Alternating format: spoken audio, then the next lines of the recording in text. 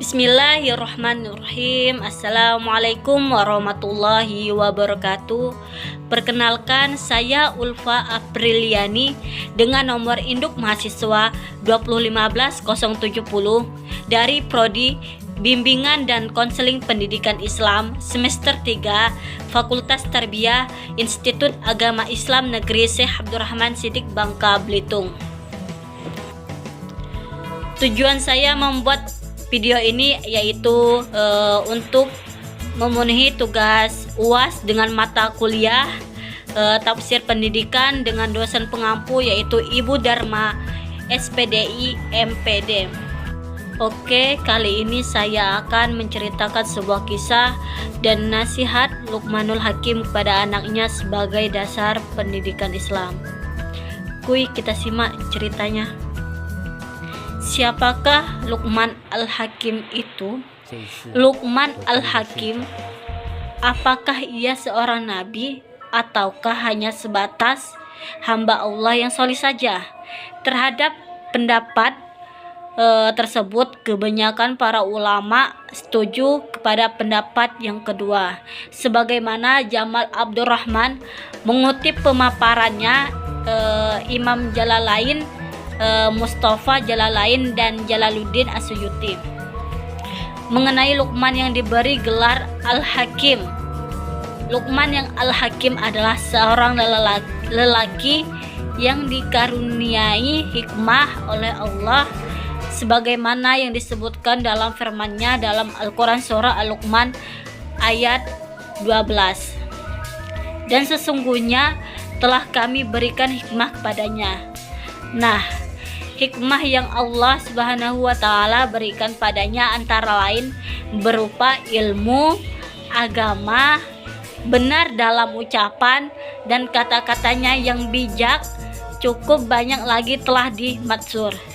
Dia memberi fatwa sebelum Nabi Daud alaihissalam diutus dan sempat menjumpai masanya, lalu menimba ilmu darinya dan Luqman meninggalkan fatwanya.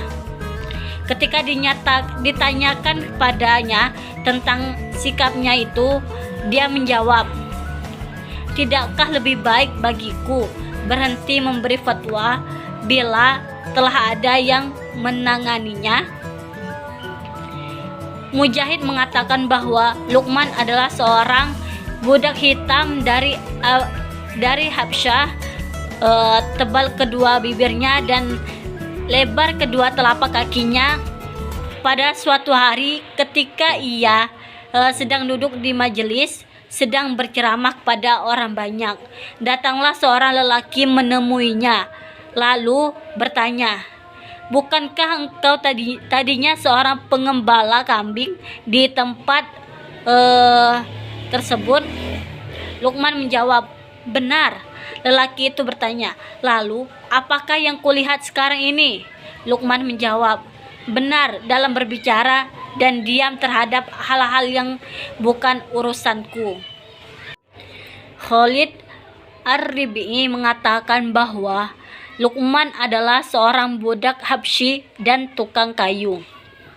Pada suatu hari tuannya menyuruhnya, "Sembelihkanlah buat kami kambing ini." Luqman pun menyembelihnya dan tuannya berkata, "Keluarkanlah dari dalamnya 2 gumpal darah yang terbaik." Lalu Luqman mengeluarkan lidah dan hati. Luqman tinggal beberapa lama sebagaimana yang dikehendaki oleh Allah. Lalu tuannya berkata lagi, "Keluarkanlah dari dalamnya 2 gumpal darah yang paling kotor." Maka Luqman mengeluarkannya lidah dan hati pula, membuat tuannya bertanya, "Kuperintahkan kepada kamu untuk mengeluarkan 2 gumpal darah yang terbaik dari dalamnya, maka kamu mengeluarkannya keduanya. Dan kuperintahkan kepada kamu pula untuk mengeluarkan 2 gumpal darah yang terburuk dari dalamnya. Ternyata kamu mengeluarkannya kedua pula."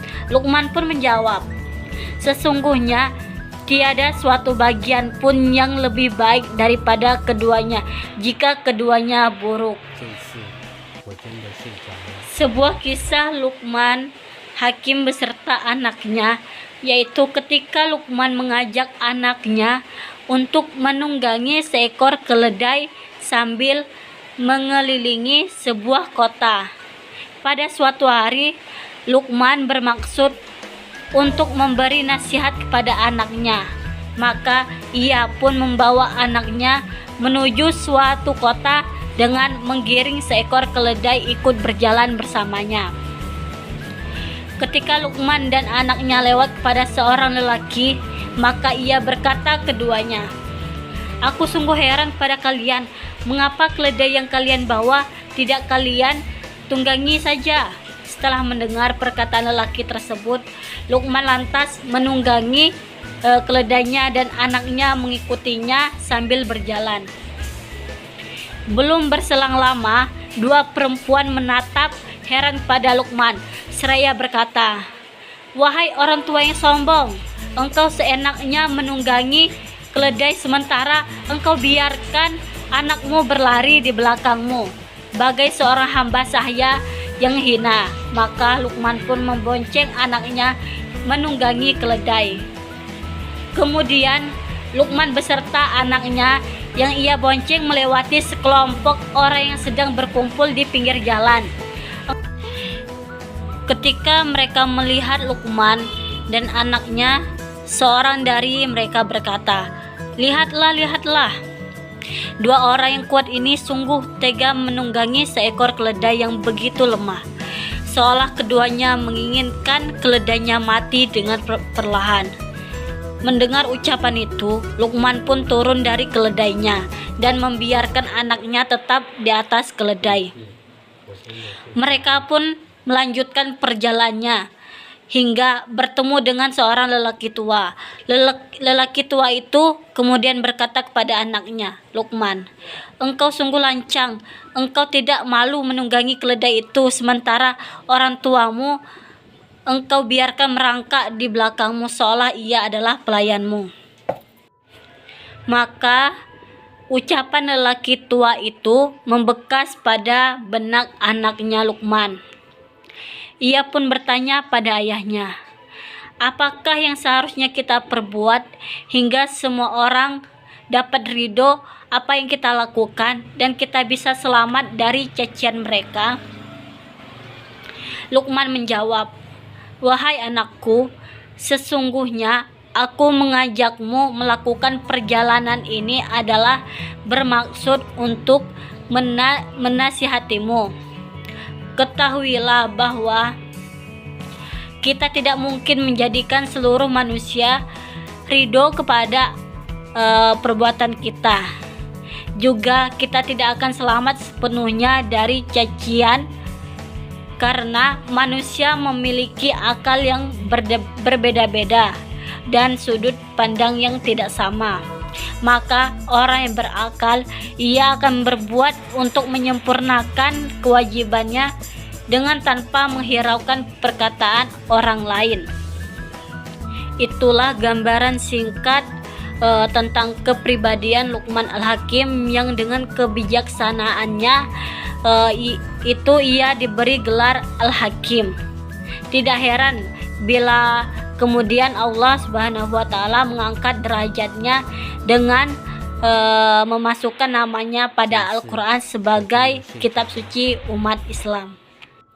Adapun 10 nasihat Luqmanul Hakim kepada anaknya. Yang pertama, nasihat agar tidak musyrik kepada Allah Subhanahu wa taala, sebagaimana disebutkan kisahnya oleh firman Allah Subhanahu wa taala dalam Al-Qur'an surah Al-Luqman ayat 13 yang artinya, "Dan ingatlah ketika Luqman berkata kepada anaknya di waktu ia memberi pelajaran kepada anaknya, 'Wahai anakku, janganlah kamu mempersekutukan Allah. Sesungguhnya mempersekutukan Allah adalah benar-benar kezoliman yang besar.'" Dengan itu Luqman berpesan kepada anaknya sebagaimana orang yang paling disayanginya dan paling berhak mendapatkan pemberian paling utama dari pengetahuannya.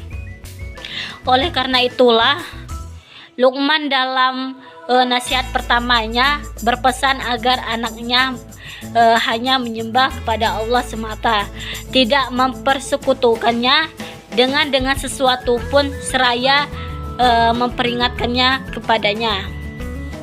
Oleh sebab itu di sini syirik diungkapkan dengan perbuatan zalim. Mereka mencampur adukan iman mereka dengan kezaliman, yakni dengan kemusyrikannya. Oke, yang kedua yaitu nasihat agar memegang teguh ketauhidan. Sebagaimana disebutkan oleh Allah dalam firman-Nya dalam Al-Quran surah Al-Luqman ayat 16, yang artinya Luqman berkata, "Wahai anakku, sesungguhnya jika ada sesuatu perbuatan seberat biji sawi dan berada dalam batu atau di langit atau di dalam bumi, niscaya Allah akan mendatanginya. Sesungguhnya Allah Maha Halus lagi Maha Mengetahui." Seandainya amal sekecil biji zahro tersebut itu dibentengi dan ditutupi berada dalam batu besar yang membisu, hilang dan lenyap di kawasan langit dan bumi, maka sesungguhnya Allah pasti akan membalasnya. Demikianlah karena sesungguhnya Allah tiada sesuatu pun yang tersembunyi baginya, dan tiada sebutir biji zarah pun baik yang ada di langit maupun di bumi terhalang dari penglihatannya. Yang ketiga, nasihat agar mendirikan sholat. Sebagaimana Luqman Al-Hakim terus-menerus memberikan pengarahan kepada anaknya dalam pesan dan kisahnya yang disebutkan oleh firman Allah dalam Al-Quran surah Al-Luqman ayat 17, yang artinya, "Wahai anakku, dirikanlah sholat."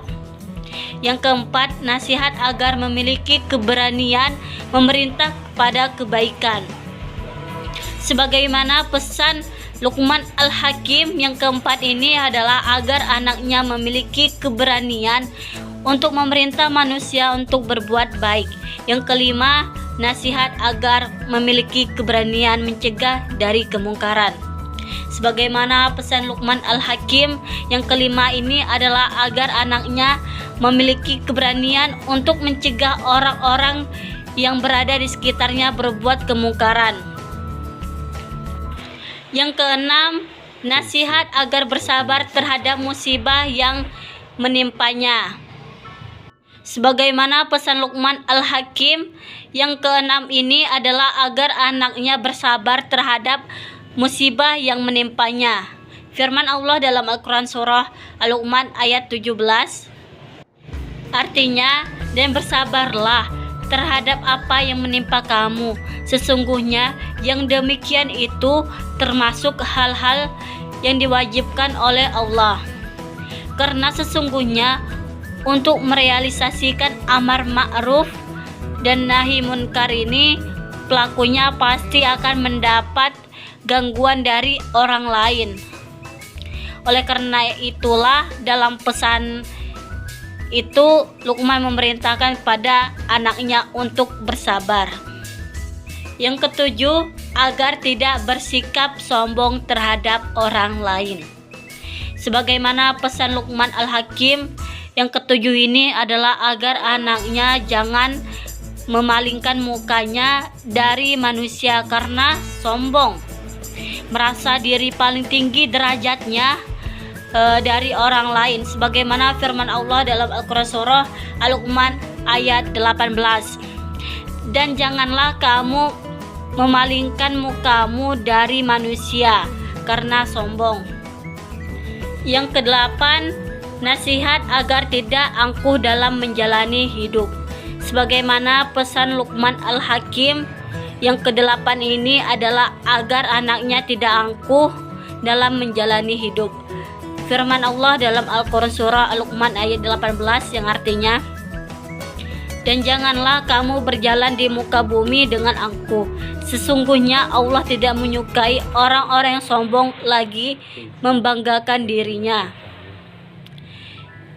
Manusia menjalani hidup diantaranya dengan berjalan menelusuri relung-relung kehidupan setiap harinya. Luqman Al-Hakim mengajarkan kepada anaknya untuk tetap tawadu atau rendah hati dan tidak takabur atau sombong, diantaranya dengan menekankan agar dalam cara berjalan tidak berjalan dengan angkuh dan sombong. Yang kesembilan, nasihat agar menyederhanakan cara berjalan. Sebagaimana pesan Luqman Al-Hakim yang kesembilan ini adalah agar anaknya menyederhanakan cara berjalan.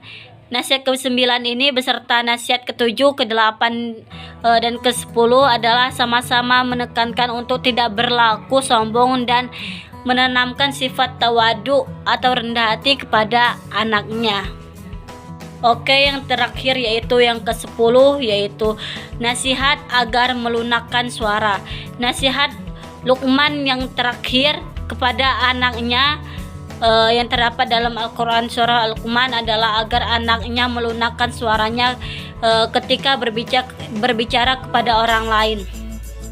Sebagaimana firman Allah dalam Al-Quran surah Al-Luqman ayat 19 yang artinya, dan lunakkanlah suaramu, sesungguhnya seburuk-buruk suara ialah suara keledai. Menurut Ibnu Abbas radhiyallahu anha, waghdud min syautik, yakni rendahkanlah suaramu dan janganlah bersuara dengan keras tanpa alasan yang baik.